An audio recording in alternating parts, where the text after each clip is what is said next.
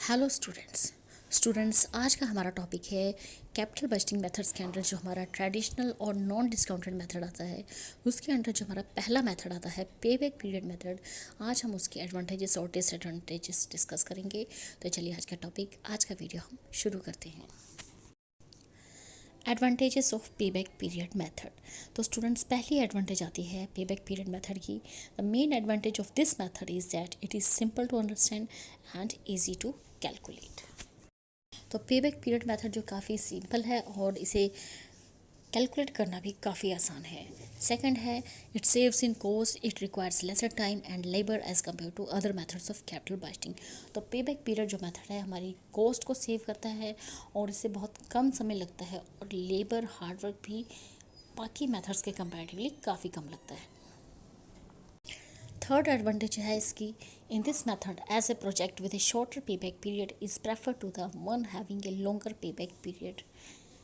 तो इस मेथड के अंडर जो मेथड हमें shorter pay back period method देता है हम उस मेथड को उस प्रोजेक्ट को प्रेफर करते हैं एज़ कम्पेयर टू ऐसे प्रोजेक्ट को जो कि हमें लॉन्गर पे बैक पीरियड में देता है।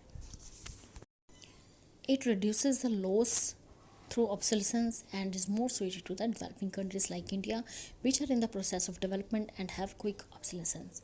तो पे बैक पीरियड मेथड जो है आपके लॉस को काफ़ी रिड्यूस करता है और ये डेवलपिंग कंट्रीज़ के लिए काफ़ी सूटेबल मेथड है। जैसे कि हमारा देश इंडिया है तो उस तरह से इस हमारी कंट्री के लिए ये काफ़ी सूटेबल मेथड है जो कि डेवलपमेंट के प्रोसेस में है और जहाँ पे कोई चीज़ें काफ़ी जल्दी ख़राब हो जाती हैं। Fourth advantages है इसकी, due to its short-term approach, this method is particularly suited to a firm which has shortage of cash or whose liquidity position is not particularly good. जिस तरह से कि हम पे बैक पीरियड मेथड में जो प्रोजेक्ट हमें short term pay back period method देता है वो उसे हम सिलेक्ट करते हैं और this method is particularly suitable to a firm which has shortage of cash. तो ये मेथड जो है हमारी कॉस्ट को काफ़ी रिड्यूस करता है। तो इसलिए ये जो मेथड है ऐसी फर्म्स के लिए काफ़ी सूटेबल होता है जहाँ पे कैश की दिक्कत रहती है या फिर उनकी लिक्विडिटी पोजीशन बहुत ज़्यादा अच्छी नहीं होती। तो ऐसी फर्म्स के लिए पे बैक पीरियड मेथड काफ़ी अच्छा मेथड है। Next है disadvantages of payback period method. Number one is it does not take into account the cash inflows earned after the payback period. Hence, the true profitability of the project cannot be correctly assessed. तो ये जो payback period method है इसमें हम सिर्फ project का payback period ही find out करते हैं। मीन्स अगर हमारी प्रोजेक्ट की कीमत मान लीजिए कि 1 लाख रुपीज़ है और अगर 2 इयर्स में कंप्लीट हो जाती है तो सिर्फ 2 इयर्स तक ही हम इसे कैलकुलेट करते हैं। फुल लाइफ ऑफ प्रोजेक्ट हम इसमें कंसिडर नहीं करते जिससे कि हमें पता ही नहीं लगता कि हमारी प्रोजेक्ट की रियल में ट्रू प्रॉफिटेबिलिटी क्या होती है। पेबैक पीरियड मेथड जो है वो कैश इनफ्लोज जितने भी हमने पेबैक पीरियड के बाद कमाए उनको कंसिडर नहीं करता है। मान लीजिए कि 2 इयर्स के अंदर हमारी 1 लाख की कॉस्ट पूरी वसूल हो जाती है प्रोजेक्ट की, लेकिन 2 इयर्स के बाद भी हमारा प्रोजेक्ट चल रहा है तो उसके बाद जो हमारा कैश इनफ्लो हमने अर्न किया है पेबैक पीरियड के बाद भी तो उसे हम इग्नोर कर देते हैं, तो जो कि सबसे बड़ा डिसएडवांटेज है। तो यहाँ पर एक एग्जांपल दे रखी है। हमारे पास यहाँ पे 2 प्रोजेक्ट्स हैं, one and x and other is why. तो यहाँ पे जो हमारी इन्वेस्टमेंट है दोनों प्रोजेक्ट्स में लग रही है 25,000 की। Each project requires an investment of ₹25,000। The profit before depreciation and after taxes from the 2 project are as under.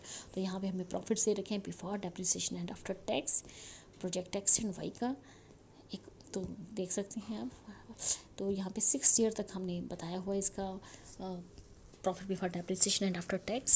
According to the payback period method, project X is better. अब देखिए 25,000 की हमारी इन्वेस्टमेंट प्रोजेक्ट X पे लगी है, 25,000 की investment हमारी project Y पे लगी है।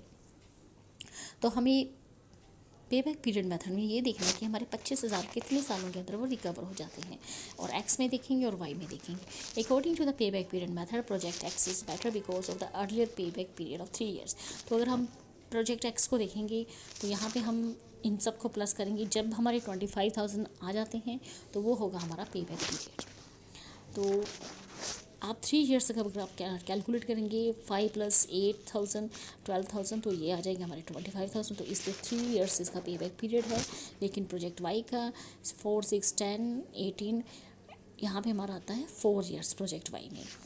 तो प्रोजेक्ट एक्स का पे बैक पीरियड 3 ईयर्स का है, प्रोजेक्ट वाई का 4 ईयर्स है। In but it ignores earning after the pay back period. अब हमने प्रोजेक्ट पे बैक पीरियड मेथड निकाल लिया है। पे बैक पीरियड पहले का प्रोजेक्ट एक्स का 3 ईयर्स, प्रोजेक्ट वाई का 4 ईयर्स। तो इसके बाद की जो अर्निंग्स हमें मिल रही है प्रोजेक्ट से या नहीं भी मिल रही है, प्रोजेक्ट वाई में मिल रही है, प्रोजेक्ट एक्स में नहीं मिल रही, तो इससे पे बैक पीरियड मेथड जो है इग्नोर कर देता है। Project X gives only ₹3,000 after the payback period, while Project Y gives more, earning ₹10,000। तो प्रोजेक्ट एक्स जो है हमें 3,000 दे रहा है आफ्टर 3 साल के बाद, और प्रोजेक्ट वाई जो है आफ्टर पेबैक पीरियड 4 ईयर्स के बाद हमें 10,000 दे रहा है, जिसे हम इग्नोर कर देते हैं। तो it may not be appropriate to ignore earnings after the payback period, specially when these are substantial. तो पेबैक पीरियड कवर हो जाने के बाद जो हमें अर्निंग्स होती है तो उसे इग्नोर करना बिल्कुल भी सही नहीं होता, और जब वो आपकी जो अर्निंग्स है बहुत ज़्यादा हो। नेक्स्ट है second disadvantage, this method ignores time value of money and does not consider magnitude and timing of cash inflows. तो पेबैक पीरियड मेथड जो है टाइम इग्नोर करता है टाइम वैल्यू ऑफ मनी, कि जो पैसा हमने आज की डेट में कमाया, इन फ्यूचर उस पैसे की वैल्यू काफ़ी कम हो जाती है एस समय के पास होते होते। एंड और does not consider magnitude and timing of cash inflows. ये पे बैक पीरियड मेथड जो है अमाउंट को कंसिडर नहीं करता कि वो कितनी ज़्यादा मात्रा में है, और उस पर्टिकुलर टाइम को इग्नोर करता है कि जब हमने वो कैश रिसीव किया था। It treats all cash inflows as equal though they are occurring different periods. तो ये सभी कैश इनफ्लोज जो भी हमें अलग अलग पीरियड में मिलते हैं, ये पेबैक पीरियड मेथड जो है उन सबको इक्वली ट्रीट करता है, हालांकि वो जो रिसीव हमने किया है कैश वो अलग अलग पीरियड्स में किया है। It ignores the fact that the cash receive today is more important than the same amount of cash received after 3 years. तो ये इस पेबैक पीरियड मेथड जो है इस फैक्ट को, इस सच्चाई को इग्नोर कर देता है कि जो कैश मैं आज की डेट में रिसीव कर रही हूँ उसी की वैल्यू ज़्यादा है, अगर वही कैश मैं 3 साल बाद, 4 साल बाद, 2 साल बाद रिसीव करूँगी तो उस कैश की वैल्यू उतनी नहीं रहती। मान लीजिए कि आज की डेट में मुझे 10,000 रुपीज़ प्राप्त हुए हैं, कहीं से 10,000 रुपीज़ मिले हैं, आज की वैल्यू डेट में उसकी वैल्यू है मेरे लिए। लेकिन अगर 5 साल बाद वो मुझे 10,000 मिलेंगी तो उन 10,000 से मैं बहुत कुछ चीज़ें नहीं परचेज़ कर पाऊँगी, क्योंकि महंगाई इतनी ज़्यादा हो जाती है, हर चीज़ों की कीमत इतनी बढ़ जाती है कि फिर उस समय उन 10,000 में मैं कुछ मात्रा का ही सामान खरीद सकती हूँ। तो यहाँ पर एक एग्जांपल दे रखी है जिसमें कॉलम बनाया हुआ है year, annual cash inflows, project number 1, project number 2। According to the payback period method both the projects में be treated equal as both have the same cash inflows in 5 years.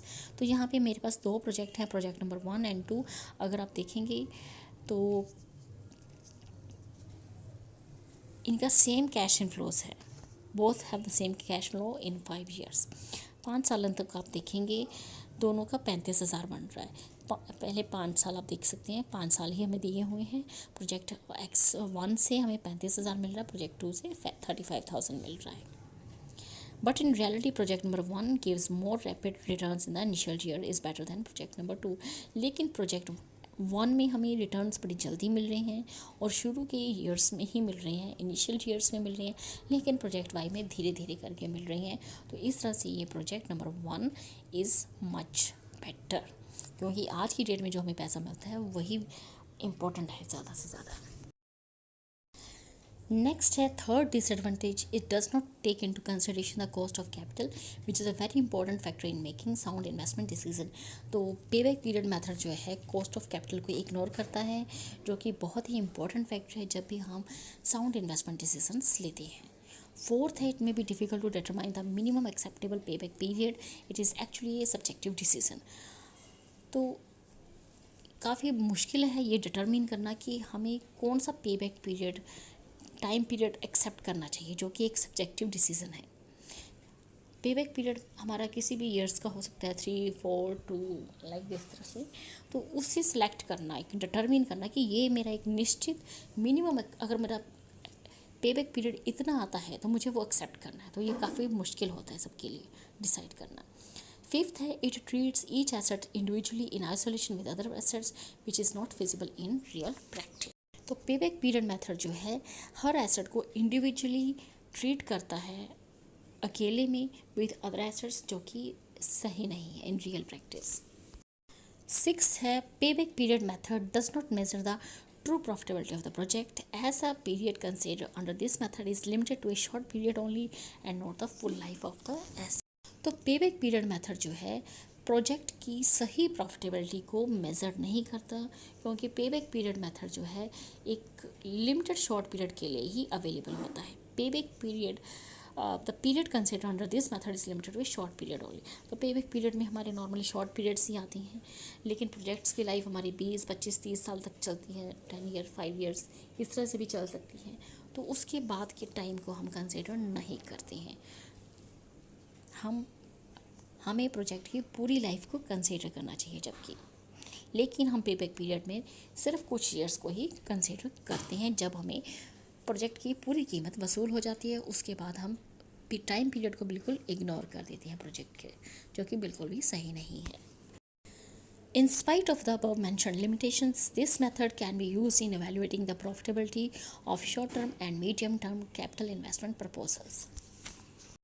तो इतनी सारी लिमिटेशंस होने के बाद भी इस मेथड को हम यूज़ करते हैं अपने शॉर्ट प्रोजेक्ट्स की प्रॉफिटेबिलिटी को जानने के लिए, फिर चाहे वो हमारे शॉर्ट टर्म हो या medium term capital investment proposals हों, तो उनके लिए हम इन्हें यूज़ करते ही हैं।